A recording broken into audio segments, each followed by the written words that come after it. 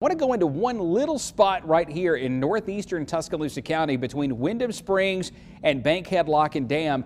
That's a spot where not only is there a little rotation showing up, but sometimes doesn't have to produce a tornado, but there could be some really intense wind headed over toward Franklin Ferry to Alliance, toward places like Good Springs, West Jefferson, and even up toward the Dora area. In Jefferson County, all of this color right here represents a screaming south wind. Up here on top of the mountain, about 400 feet above the city of Birmingham, we are easily gusting to 60, 65 miles per hour right now. So there's our line of storms. This is where it's going. There's still a severe thunderstorm warning in effect for Tuscaloosa County.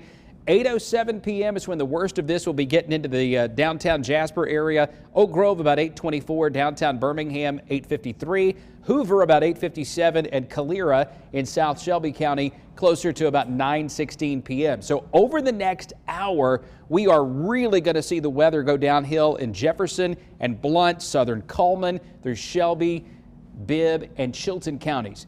To the south, we've got intense thunderstorms as well down toward Clark County and into Camden around Wilcox County. A tornado watch is in effect in Sumter, Greene, Hale, Perry, Chilton, Autauga, Elmore, Montgomery, Dallas, and points southward. Here's how this is going to work through the rest of the evening. You can see it's behind the actual time just a bit, but our forecast guidance says most of this is east of Birmingham into St. Clair, Etowah, Calhoun counties by 10 p.m. It moves through Cherokee County, Calhoun, Clay by 10 to 11, and then it moves over into Georgia after that. With this line, wind gusts at or above 50 miles per hour will be fairly common.